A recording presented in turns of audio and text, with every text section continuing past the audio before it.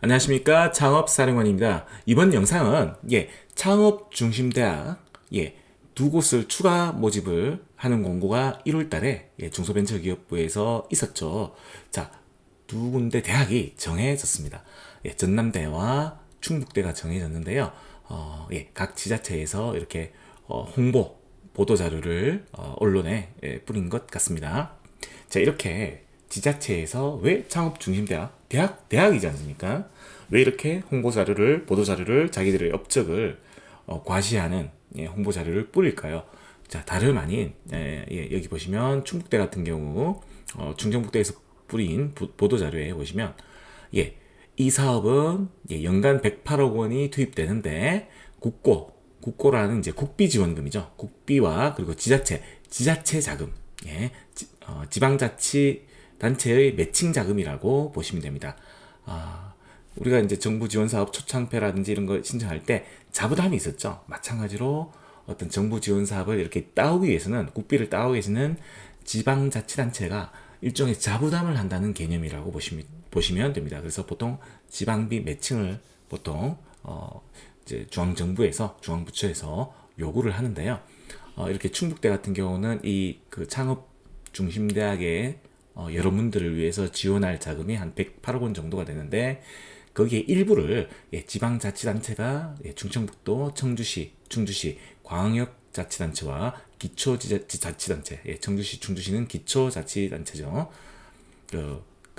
도비와 시비를 이렇게 매칭을 했기 때문에 자기들이 충분히 숟가락을 얹을 수가 있죠. 왜냐하면 지자체에서 여러 군데 쓰이는 예산 중에 일부를 창업 중심대학에 어떤 창업을 활성화하기 위해서 지자체 자금을 투입했다는 그런, 충분히 생색낼 수 있는 그런 상황이거든요. 그래서 이런 보도 자료를 내었다는 점 참고하십시오.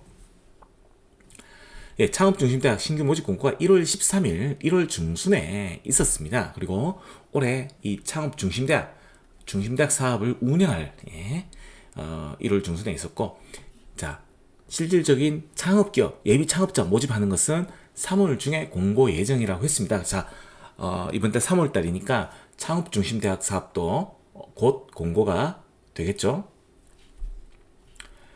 그때 당시에 이제 창업중심대학 두 곳을 신규 선정할 때 나왔던 공고문에 나왔는데요. 전남, 광주, 제주에 소재한 대학을 한 개 신규 선정한다는 내용이 있었습니다. 기존에 전남, 광주, 제주권에는 전북대가 하나 있었습니다. 그러니까 전북권에는 전북대가 있었죠. 그래서 호남권이라고 통칭했었는데, 광주, 전남권에는 없었죠. 없었는데 이번에 전남대학교가 이제 선정이 되었죠. 자, 그리고 세종, 충북, 대구, 울산이니까 대구 영북권에는 대구대가 있었습니다. 그리고 충북 쪽에서는 충남 대전권이 있었네요. 호서대와 한남대가 이미 지정되어 있었는데 충북권에는 없었죠.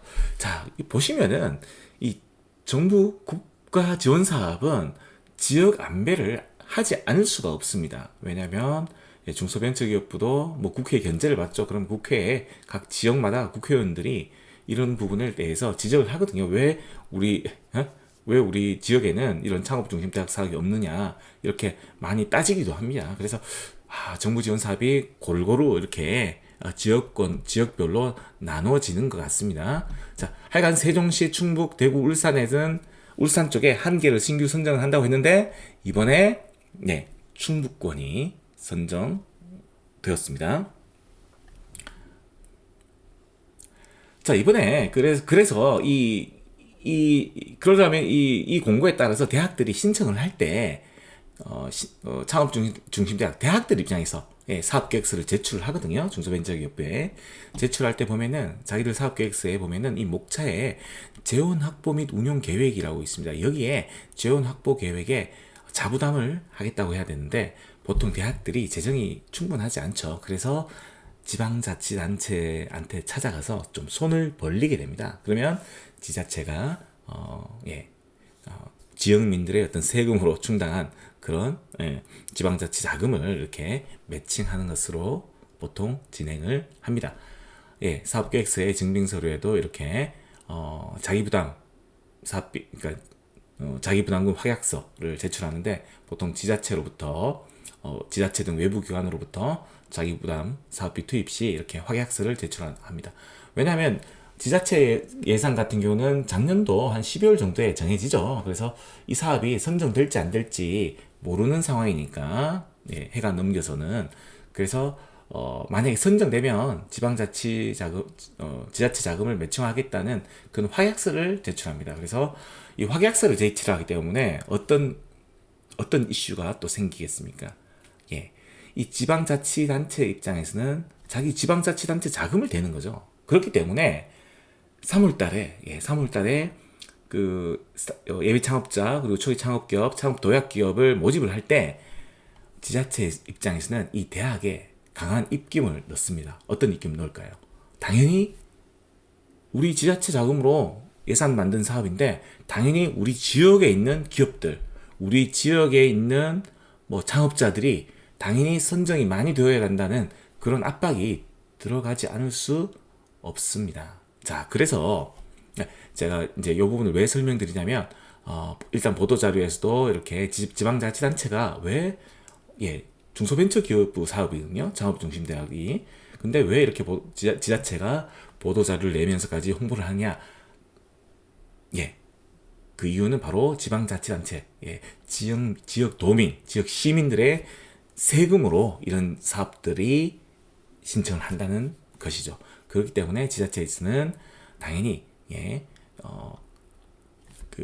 선정되는 기업들, 선정되는 예비 창업자들이 자기 지역에 많이 선정되게끔 목소리를 낼 수밖에 없는 구조입니다. 그리고 대학 입장에서는 또 어차피 올해 지방교 확약서는 매년 예산을 받아야지 되거든요.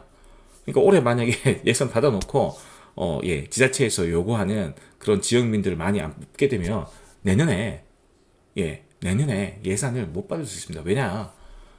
지자체, 광역권이나 기초지자체 같은 경우는 도의회가 있죠.